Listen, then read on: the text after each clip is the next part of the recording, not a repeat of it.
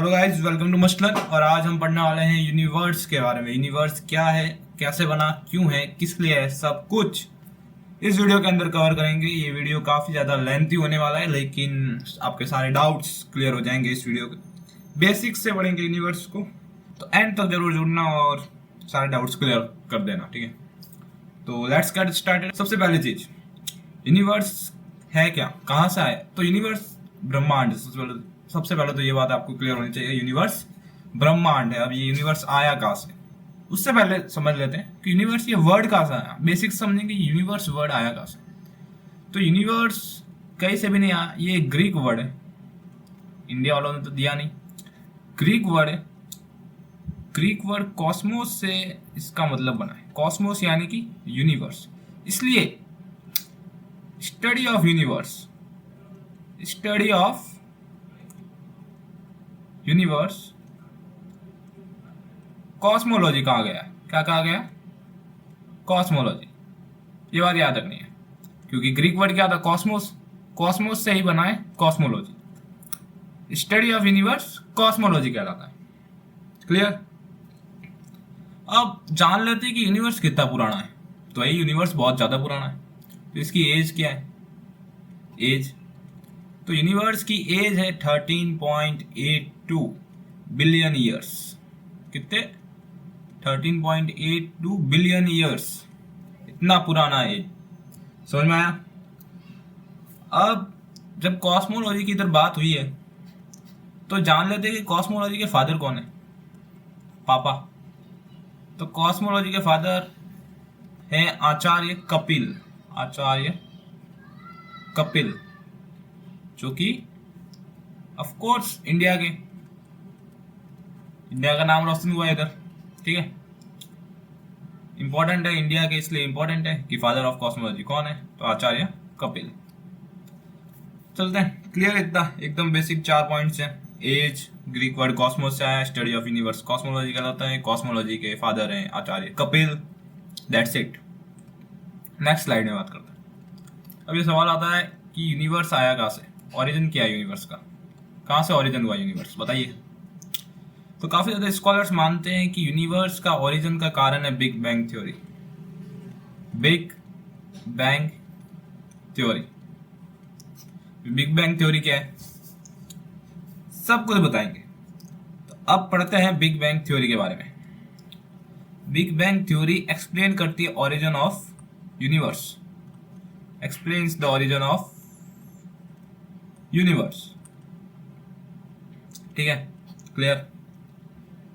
Big bang theory explain तो करती है, ये तो अपन को पता चल गया, पर कैसे करती है क्या बिग बैंग थ्योरी, किसने दी थी, कौन था, कब दी थी, सारे सवाल आपके दिमाग में आ रहे होंगे, तो सबका आंसर दे। बिग बैंग थ्योरी को 1927 के अंदर जॉर्ज लेमेत्रे ने दी थी। किसने दी थी? जॉर्ज लेमेत्रे ने। अब स्पेलिंग गलत हो तो माफ कर देना, बट मोस्ट प्रोबेबली तो यही है। जॉर्ज लेमेत्रे ने दी थी। इन्होंने 1927 में दी थी, लेकिन ये एक्सेप्टेड हुई थी 1931 के अंदर। ये दोनों ईयर्स आपको याद रखना। इन्होंने प्रपोज तो 1927 के अंदर की थी, एक्सेप्ट इनकी 1931 के अंदर हुई थी, ठीक है। समझ में आ गया? अब बात करते हैं कि हुआ क्या था। तो बिग बैंग थ्योरी में बेसिकली ये हुआ था कि एक स्मॉल सी बॉल थी, जिसका टेम्परेचर था infinity. Temperature is infinity. Temperature के साथ साथ इनकी डेंसिटी भी इंफिनिटी थी। डेंसिटी इज ऑल्सो इंफिनिटी, ठीक है। तो इनफाइनाइट टेम्परेचर का एक बॉल, इनफाइनाइट डेंसिटी का एक बॉल एक्सप्लोड हुआ, धमाका हुआ, तो उससे बनी थी अपनी यूनिवर्स। ये है बिग बैंग थ्योरी, ठीक है। अब बिग बैंग थ्योरी को रिलेटेड कुछ पॉइंट्स जो आपको मैं बताता हूं, कि जो प्रोटॉन्स फॉर्म हुए थे बिग बैंग थ्योरी के बाद, protons form after 10⁻⁻6 second of explosion, यानी कि धमाके के 10.-6 सेकेंड बाद प्रोटॉन फॉर्म्स हुए थे, ठीक है। अब ये तो होगी बिग बैंग थ्योरी। लेकिन साइंटिस्ट इतने में रुकने वाले नहीं थे। तो 1920 के अंदर, इससे पहले की बात है, ये बिग बैंग थ्योरी के पहले की बात है, 1920 के अंदर एक साइंटिस्ट थे जिनका नाम था Edwin Hubble. Edwin Hubble Edwin Hubble ने कहा था कि ये दुनिया एक्सपैंड हो रही है, एक्सपांड यानी कि फैल रही है, समझ रहे, फैल रही है, बढ़ती जा रही है। ठीक है, ये नॉर्मल चीज है, आपको ये बेसिक सा याद रखना है कि उन्होंने कहा था कि यूनिवर्स इज एक्सपैंडिंग बस। अब बात करते हैं कंपोजिशन ऑफ यूनिवर्स। यूनिवर्स किनसे मिलकर बना है? Composition of universe. तो यूनिवर्स सबसे पहले तो हाइड्रोजन से मिलकर बना है। यूनिवर्स के अंदर सबसे ज्यादा तो हाइड्रोजन है, कितना है? 75%। फिर है हीलियम जो कि है 23%। फिर ऑक्सीजन जो कि है 1%। फिर कार्बन जो कि है 0.5%। फिर नियॉन जो कि है 0.1%। आयरन जो कि 0.1%। उसके साथ साथ नाइट्रोजन भी लिख सकते हो अगर आपको लिखना ही है तो। नाइट्रोजन ये भी है 0.1%। इन सब से मिलकर बना है यूनिवर्स। ठीक है, इतना मामला हो गया ओम प्रकाश, ओपी मामला। इधर तक आगे बढ़ते हैं। 4 स्लाइड्स आपने कवर की है, रिवाइज कर लेते हैं फिर से स्टार्टिंग से। यूनिवर्स जिसकी एज है 13.82 बिलियन ईयर्स, कहाँ से आया था? ग्रीक वर्ड कॉस्मोस से आया था। स्टडी ऑफ यूनिवर्स कॉस्मोलॉजी कहलाती है। कॉस्मोलॉजी के फादर कौन है? Acharya Kapil. Next slide, big bang theory इसका ओरिजिन बताती है। बिग बैंग थ्योरी किसने दी थी? 1927 के अंदर जॉर्ज लेमैत्र ने दी थी, एक्सेप्ट इनकी 1931 के अंदर हुई थी। क्या था बिग बैंग थ्योरी के अंदर? बिग बैंग थ्योरी के अंदर ये था कि एक छोटी सी बॉल है जिसका टेम्परेचर है इन्फिनिटी, डेंसिटी है इन्फिनिटी, और ये जब एक्सप्लोड हुई उससे बनी है यूनिवर्स। प्रोटॉन जब बने उसके 10⁻⁻6 सेकंड के बाद, एक्सप्लोजन के 10.6 सेकंड के बाद प्रोटॉन फॉर्म हुए। फिर एक थ्योरी 1920 के अंदर एडविन हबल ने दी थी कि यूनिवर्स एक्सपांड हो रहा है। फिर एक कंपोजिशन ऑफ यूनिवर्स, यूनिवर्स किससे मिलकर बना है? यूनिवर्स मिला hydrogen 75%, helium, oxygen, carbon, neon, iron, nitrogen और बाकी बहुत सी छोटी मोटी गैसें, उन सब से मिलकर। अब इधर तक काम नहीं होता है। अब साइंटिस्ट अपनी अपनी थ्योरी देते जाते हैं, देते जाते। तो वही एक थ्योरी है जिसका नाम है स्टेडी स्टेट थ्योरी। क्या नाम है? Steady state theory. Steady state theory. अब ये दी किसने थी? ये दी थी हरमन बॉन्डी ने, थॉमस गोल्ड ने और फ्रेड हॉयले ने। कब दी थी? ये दी थी आपकी 1948 के अंदर, बिग बैंग थ्योरी के बाद। इन दोनों साइंटिस्ट ने मिलकर ये स्टेडी स्टेट थ्योरी दी थी। अब थ्योरी कहती क्या है? थ्योरी का मतलब क्या है? ये स्टेडी स्टेट थ्योरी कहती है कि यूनिवर्स इज सेम, जो पहले था वो का वो अभी भी है, कोई बदलाव नहीं आया, ये कहती है यूनिवर्स। लेकिन अमन ने पढ़ा था थोड़ी देर पहले कि 1920 में एडविन हबल कहते हैं कि यूनिवर्स एक्सपांड हो रही है। अब दोनों के बीच टक्कर होगी, इन 3v1 है ये तीनों कहते हैं कि ये तो सेम है, लेकिन एडविन हबल कहते हैं कि एक्सपांड हो रही है। तो कॉन्फ्लिक्ट करती है दोनों थ्योरी। ठीक है, तो समझ में आया? एक और theory steady state theory, Hermann Bondi, Thomas Gold और फ्रेड हॉयले ने दी थी 1948 के अंदर, ये बताते हुए कि यूनिवर्स इज सेम, जब से बना है तब से अभी तक सेम है, एक्सपांड नहीं हो रहा है। फिर एक और थ्योरी आती है जिसका नाम है pulsating universe theory. Pulsating universe theory. अब इस थ्योरी के अंदर क्या होता है भैया? देखो, इस थ्योरी के अंदर होता है ये कि ये सबसे पहले तो जान लेते ये दी किसने दी, तो ये अपने एलन सैंडेज ने दी थी। किसने दी थी? एलन सैंडेज ने। इस थ्योरी में इन्होंने क्या कहा कि यूनिवर्स एक टाइम पर एक्सपांड होती है, फिर से स्क्वीज होती है, फिर से एक्सपांड होती है, फिर से कंप्रेस होती है। कि एक टाइम पर ये एक्सपांड होएगी, एक्सपांड स्क्वीज होती जाएगी, स्क्वीज होती जाएगी, छोटी हो जाएगी, फिर से एक्सपांड होएगी, फिर बड़ी होएगी, फिर से स्क्वीज होएगी, छोटी होएगी। समझे आप? ऐसे यूनिवर्स चलती रहेगी। ये तो यूनिवर्स के कुछ थ्योरी और कंसेप्ट। आई होप आपको समझ में आया होगा, इसमें कोई डाउट तो होगा होगा नहीं। काफ़ी ज़्यादा आसान सा था, स्टैटिक पोर्शन है मोस्ट प्रोबेबली। अब बात करते हैं गैलेक्सी के अंदर। अब यूनिवर्स, खाली यूनिवर्स तो पढ़ेंगे नहीं, गैलेक्सी भी पढ़ेंगे।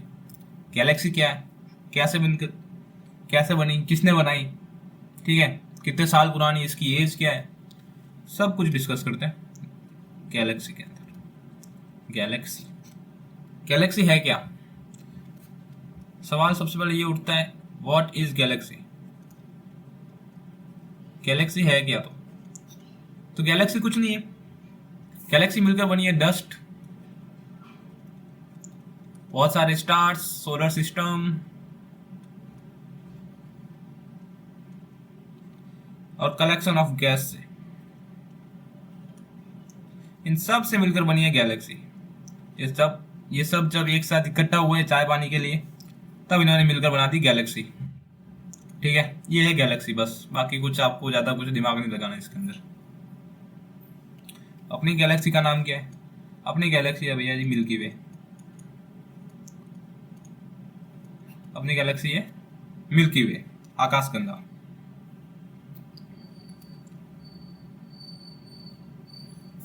अब कितनी सारी गैलेक्सी है यूनिवर्स के अंदर? कितनी गैलेक्सी है? एक ही गैलेक्सी बस मिल्की वे है? नहीं, नंबर ऑफ गैलेक्सीज यूनिवर्स के अंदर काफी ज्यादा इंपॉर्टेंट है, आपको हैरान कर देगी। 10 की पावर 11 गैलेक्सीज है इस यूनिवर्स के अंदर। समझ रहे हो कितनी बड़ी चीज है? अब नियरेस्ट गैलेक्सी टू मिल्की वे के सबसे नजदीक कौन सी गैलेक्सी है, जो कि पूछा गया है बहुत सारे कॉम्पिटिटिव एग्जाम्स में? तो एंड्रोमेडा है नियरेस्ट गैलेक्सी टू मिल्की वे, या फिर नियरेस्ट गैलेक्सी टू अस। हमारे सबसे करीब वाली गैलेक्सी है एंड्रोमेडा। ठीक है, समझ में आ गया? क्लियर है मामला? ओम प्रकाश, आगे बढ़ते हैं। आगे पूछे टाइप्स ऑफ गैलेक्सी। अब गैलेक्सी के भी टाइप्स होते हैं, ठीक है, ये मत भूलना कि गैलेक्सी के टाइप्स नहीं होते, गैलेक्सी के भी टाइप्स होते हैं। इधर लिख देते गैलेक्सी के टाइप्स। सबसे पहले गैलेक्सी है स्पाइरल, फिर है इलिप्टिकल,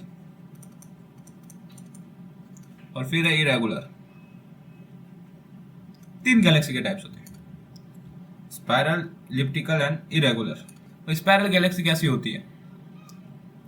तो स्पाइरल गैलेक्सी होती है ऐसी, स्पाइरल नोटबुक नहीं आती, उसके जैसे कुछ इसका शेप होता है, फ्लैट डिस्क शेप टाइप होते हैं। मैं तो लिख देता हूँ आप, फ्लैट होती है, डिस्क शेप की होती है। ठीक है, डिस्क शेप। स्पाइरल गैलेक्सी के अंदर ही अपनी ये जो मिल्की वे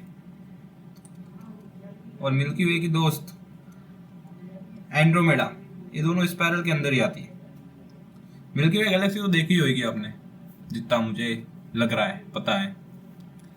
ठीक है, अगर आप चाहेंगे तो मैं दिखा भी दूंगा अभी, लेकिन अगले वीडियो में, अभी नहीं दिखाऊंगा। अभी पढ़ाई करेंगे।